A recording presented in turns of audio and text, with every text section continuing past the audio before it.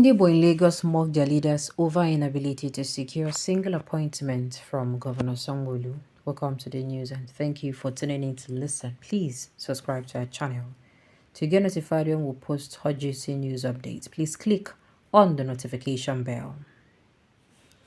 Igbo leaders in Lagos State under the umbrella of Ohaneze and Igbo-speaking community are licking their wounds over their inability to secure a single appointment from the governor, Mr. Babajide Sanwo-Olu, after giving Igbo assurances during the electioneering campaign in the state.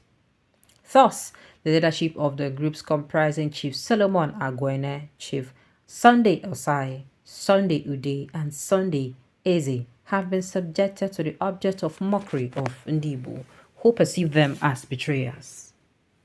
Also, the Igbo in the state are not sparing the likes of Chief Joe Ibukwe, Honorable Jude Indimogu, Chief Chris Ekwilu, Eze Christian Uchechukwu Nwachukwu, Eze Uche Dimpa, Chief Oliver Akubeze, Chief Soluchux, Eze Lawrence Anamdi Eze, Eze Chris Ofia, Chief Mrs. Vivian Obi, Chief Mrs. Nelly Okafor, and many others who stake their necks and asked the Ndibo to vote for the ruling party in the total support of the re-election of Governor Sanwo-Olu.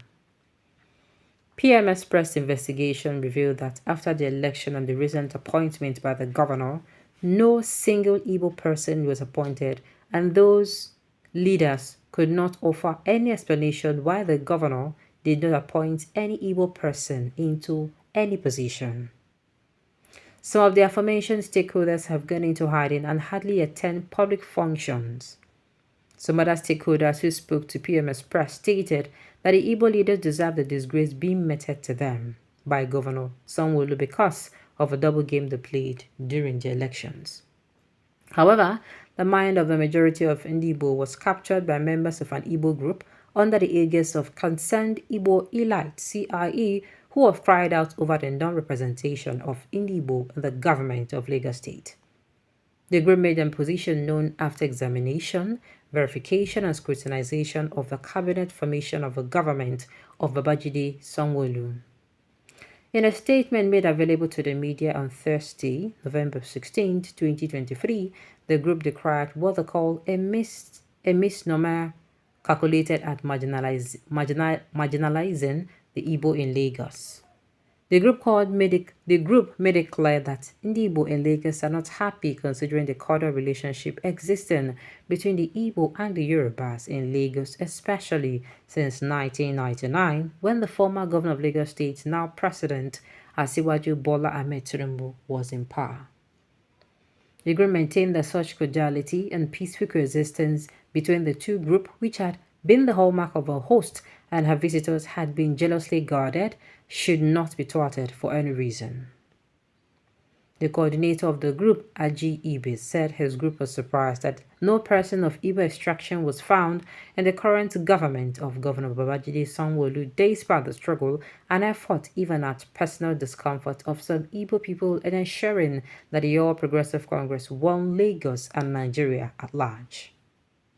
Mr. Igbo therefore called on the governor and the relevant stakeholders to halt what they call total marginalization of the Igbos in Lagos, especially when viewed against the quantum of revenue which the Igbo add to the internally generated revenue, IGR, of the state.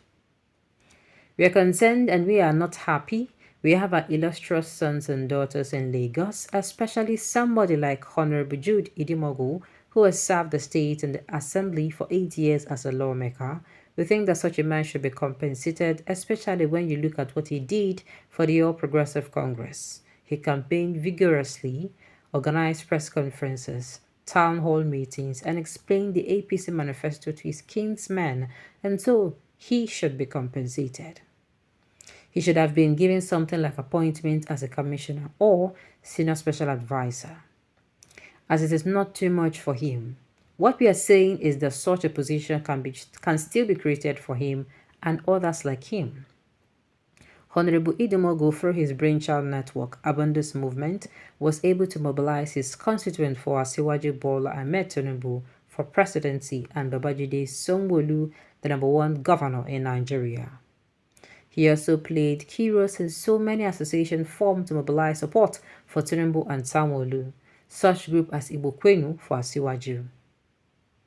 Remember, he also supported the election of Tinubu through Ohaneze Ndigbo and other Igbo groups. He is not the only one.